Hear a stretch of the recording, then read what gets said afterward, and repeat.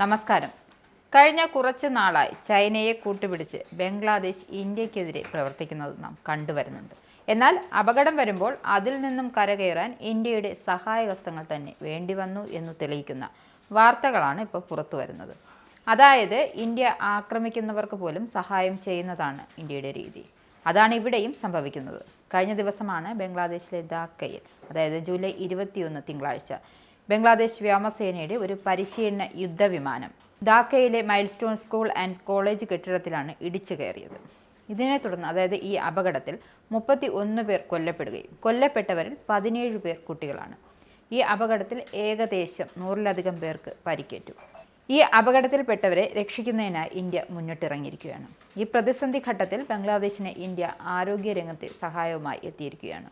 വിമാന അപകടത്തിൽ പരിക്കേറ്റവരെ ചികിത്സിക്കാൻ പ്രത്യേക ഡോക്ടർമാരുടെയും നഴ്സുമാരുടെയും ഒരു സംഘത്തെ ഇന്ത്യ അയക്കുന്നു എന്ന കാര്യം വ്യക്തമാക്കിയിരിക്കുകയാണ്.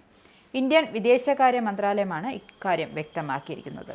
ആവശ്യമായ വൈദ്യസഹായത്തോടെ ബേൺ സ്പെഷ്യലിസ്റ്റ് ഡോക്ടർമാരുടെയും നഴ്സുമാരുടെയും ഒരു സംഘം ഇരകളെ ചികിത്സിക്കുന്നതിനായി ഉടൻ തന്നെ ബംഗ്ലാദേശിലെ ധാക്കയിലേക്ക് പോകും. തീപിടുത്തത്തിൽ പൊള്ളലേറ്റവരെ ചികിത്സിക്കുന്നതിൽ വിദഗ്ധരാണ് ബേൺ സ്പെഷ്യലിസ്റ്റ് ഡോക്ടർമാർ. രോഗികളുടെ അവസ്ഥ വിലയിരുത്തുകയും ആവശ്യാനുസരണം ഇന്ത്യയിൽ കൂടുതൽ ചികിത്സയും പ്രത്യേക പരിചരണവും ശുപാർശ ചെയ്യും. ഇക്കാര്യം വിദേശകാര്യ മന്ത്രാലയം എക്സ് പോസ്റ്റിലൂടെയാണ് വ്യക്തമാക്കിയിരിക്കുന്നത്.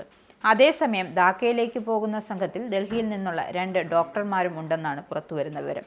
അവരിൽ ഒരാൾ റാം മനോഹർ ലോഹ്യ ആശുപത്രിയിലെ, മറ്റൊരാൾ സഫ്ദർ ജംഗ് ആശുപത്രിയിലെ വ്യക്തിയാണ്. നേരത്തെ ധാക്കയിലെ വിമാന അപകടത്തിൽ പ്രധാനമന്ത്രി നരേന്ദ്രമോദി ദുഃഖം രേഖപ്പെടുത്തിയതും ബംഗ്ലാദേശിന് സാധ്യമായ എല്ലാ സഹായവും നൽകുമെന്നും അറിയിച്ചിരുന്നു.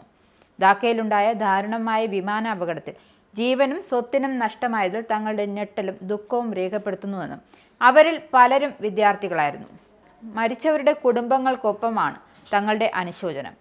പരിക്കേറ്റവർ വേഗത്തിൽ സുഖം പ്രാപിക്കട്ടെ എന്ന് തങ്ങൾ പ്രാർത്ഥിക്കുന്നുവെന്നും ഇന്ത്യ ബംഗ്ലാദേശിനോട് ഐക്യദാർഢ്യം പ്രഖ്യാപിക്കുകയും സാധ്യമായ എല്ലാ സഹായവും പിന്തുണയും നൽകാൻ തയ്യാറാണെന്നും മോദി എക്സിൽ വ്യക്തമാക്കി.